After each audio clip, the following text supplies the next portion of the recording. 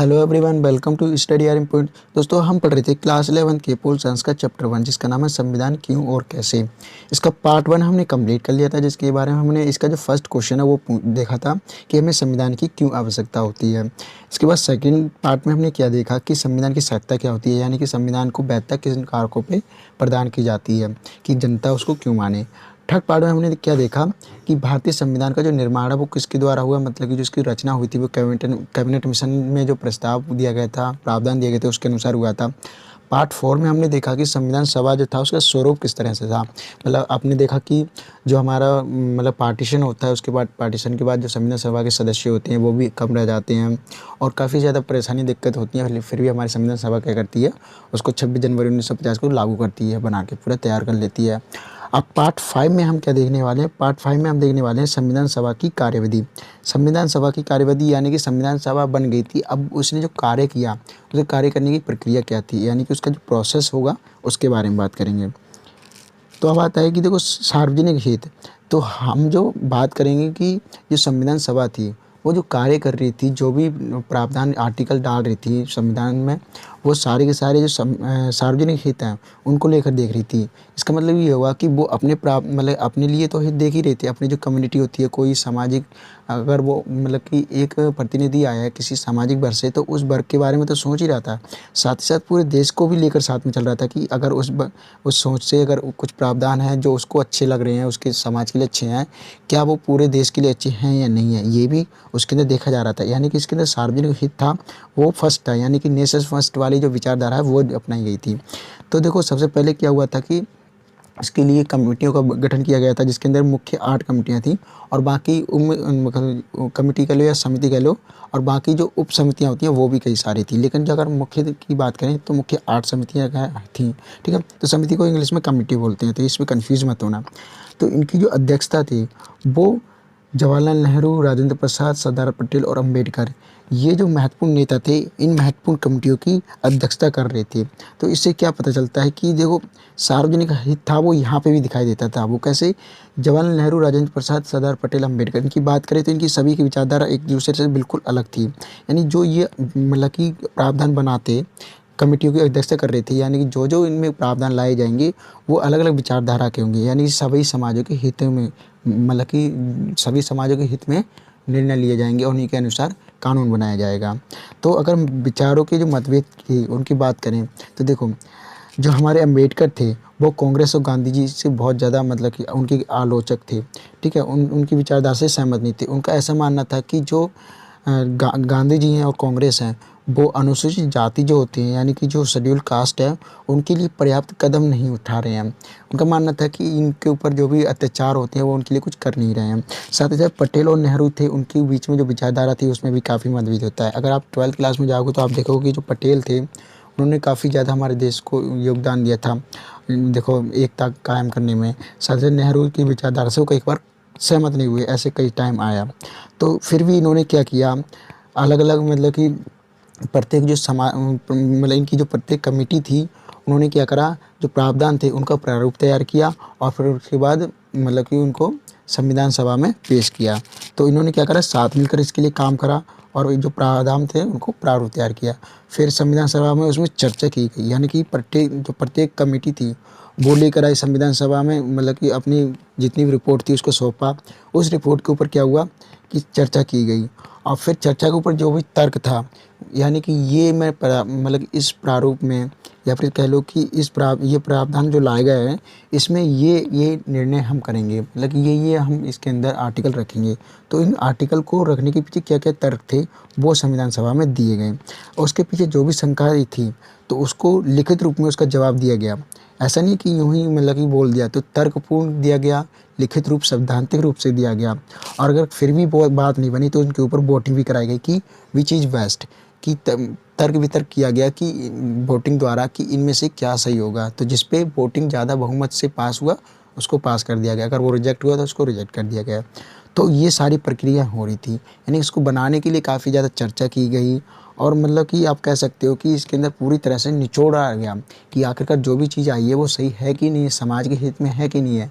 जो मतलब कि जिस समाज का प्रतिनिधि जो उसे ला रहा है वो तो ठीक है, संविदा के लिए तो ठीक है, लेकिन क्या पूरे समाज के लिए अच्छा रहेगा कि नहीं रहेगा, समाज पे कोई प्रभाव तो नहीं पड़ेगा। इन सभी बातों पे बहुत चर्चा की गई और फिर उनको पे क्या किया, वोटिंग भी की गई। अब देखो इसमें जो टाइम लगा, टोटल कितना टाइम लगा, तो देखो अगर टाइम की बात करें कि इस प्रक्रिया मतलब कि इस जो भी प्रक्रिया थी संविधान की, उसमें टाइम कितना लगा, तो हमें पता है कि पहली बैठक हमारी कब हुई, 9 दिसंबर को हुई थी। 9 दिसंबर 1946 को हुई थी और ख़त्म कब हुई, 24 जनवरी 1950 को हुई थी। यानी कि लास्ट बैठक कब हुई थी, 24 जनवरी 1950 की। तो इस टाइम जो टोटल टाइम लगा था वो 166 दिन का लगा था। और जो वर्ष की बात करें तो 2 साल 11 महीने 18 दिन लगे थे। तो 1 मार्क्स में आपके ये क्वेश्चन बन सकते हैं। आप कहोगे कि इतना करीब 2 साल तक ये बैठकें चलीं, तो सिर्फ 100 दिन ही क्यों लगे इसके अंदर, मतलब कि इसमें तो काफ़ी ज़्यादा दिन लग रहे हैं बनेंगे।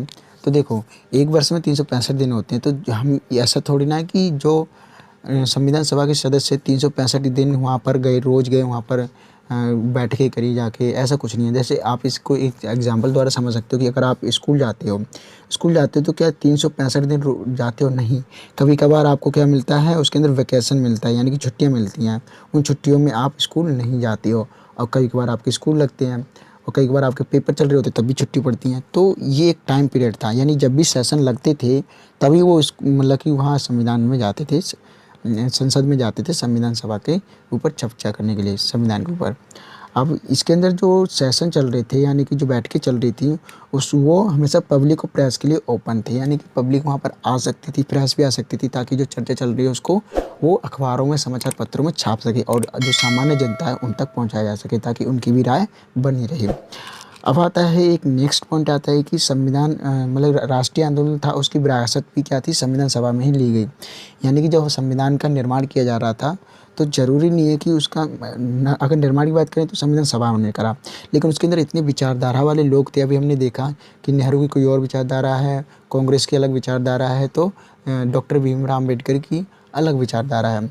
तो इनके द्वारा सिद्धांतों पर सहमति कैसे हो, तो इसकी सहमति की बात करें तो ये पहले ही बन गई थी। यानी हमारे जो मतलब कि संविधान में जो प्रावधान लाने वाले थे ये लोग, उन पे सिद्धांतों पे सहमति जो हमारे राष्ट्रीय आंदोलन था उसके दौरान ही एक तरह से बन गई थी। वो कैसे बनी थी, देखो हमारी जो संविधान मतलब कि राष्ट्रीय आंदोलन था उसकी मांग क्या थी कि हमें स्वतंत्रता चाहिए, हमें संप्रभुता चाहिए, हमें लोकतंत्र सरकार चाहिए।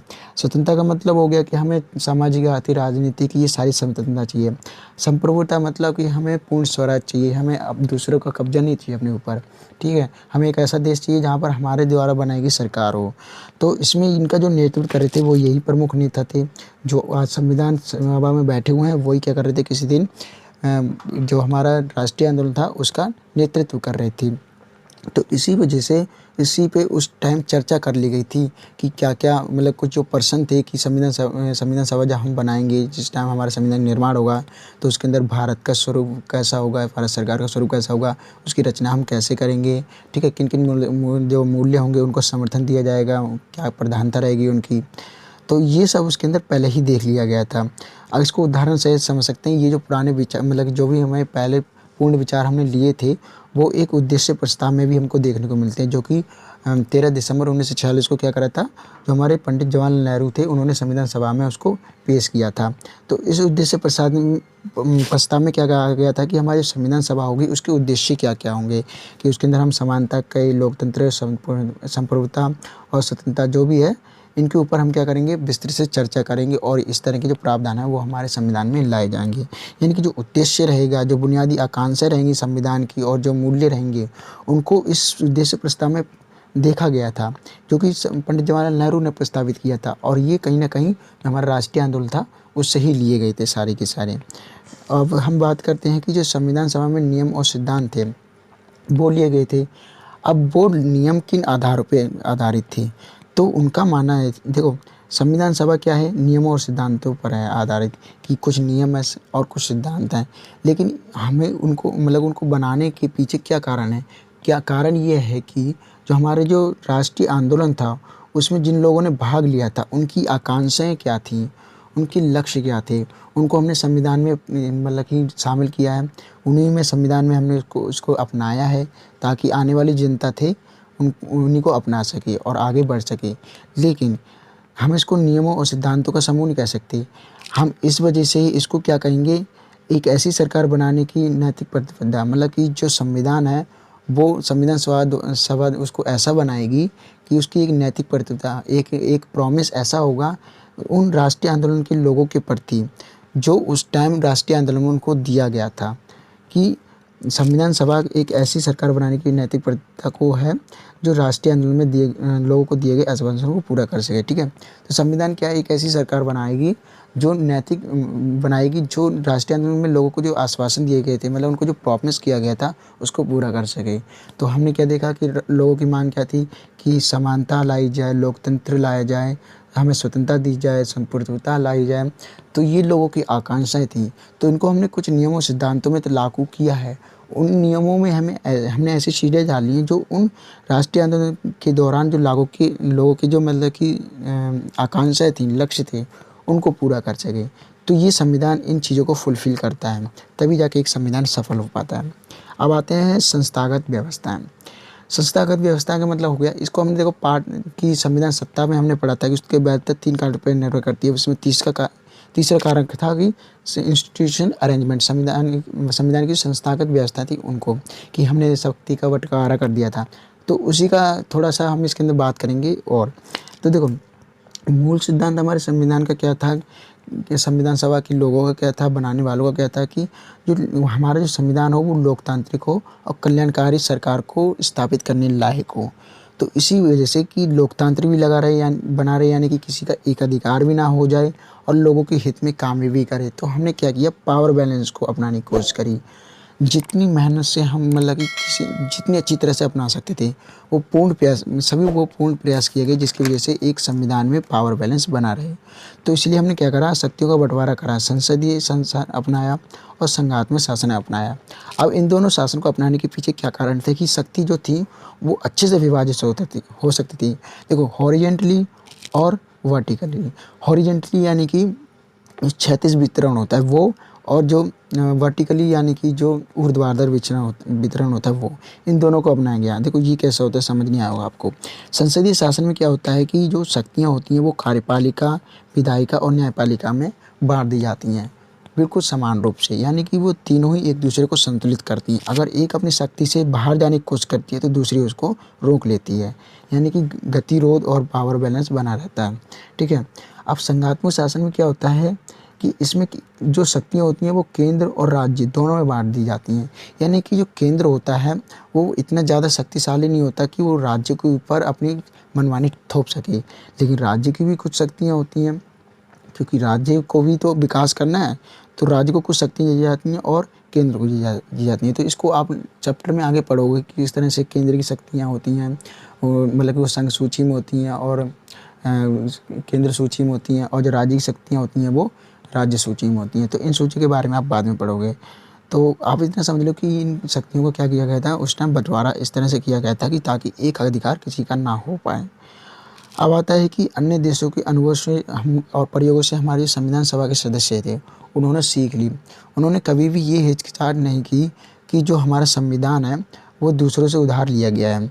ठीक है, तो उन्होंने जो उचित प्रावधान लगे, दूसरे देशों में जितने भी संविधान थे बन रहे थे, उन्होंने उनको जो अच्छा लगा उन्होंने सब कुछ ग्रहण कर लिया बिना किसी हिचकिचाहट के।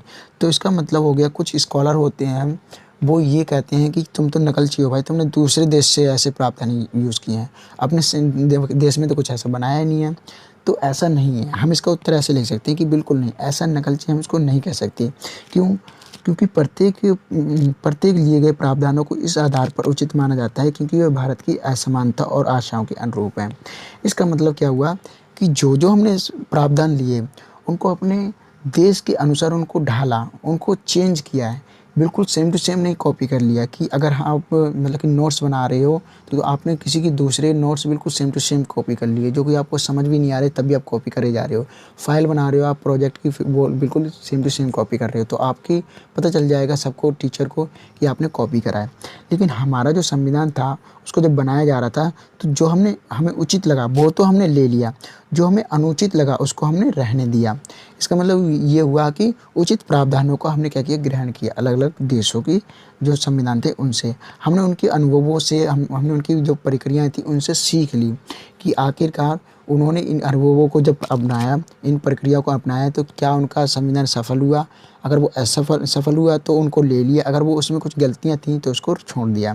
जैसे कि हम स्वतंत्रता, समानता इन सब की बात करें तो ये हमें फ्रांसीसी क्रांति में देखने को मिलते हैं कि वहाँ पर किस तरह से इनकी माँग उठी, क्यों लोगों ने इसको अपनाया और एक ये क्या थे, एक विश्वव्यापी माँग बन गए। तो इस वजह से हमने इनको लिया।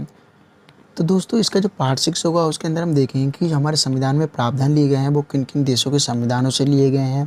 क्योंकि आने वाले जो चैप्टर होंगे वो इन्हीं संविधानों मतलब इन्हीं प्रावधानों के ऊपर पूरा का पूरा एक चैप्टर हमें दे दिया गया है। जैसे अगर हम बात करें कि जो आयरलैंड का संविधान है वहाँ से हमारे राज्य के नीति निर्देश तत्व दिए गए हैं। तो ये आने वाले चैप्टरों में भी हमको पढ़ने के लिए मिलेगा। स्वतंत्रता के ऊपर हम पर्टिकुलर पढ़ेंगे, समानता के ऊपर पढ़ेंगे। तो उससे पहले अगर आप इसको इसी चैप्टर में अच्छा से मतलब कि थोड़ा-सा ओवरव्यू ले लेते हैं तो आपको उनको समझने में आसानी होगी। तो तब तक के लिए स्टे कनेक्टेड। Thank you.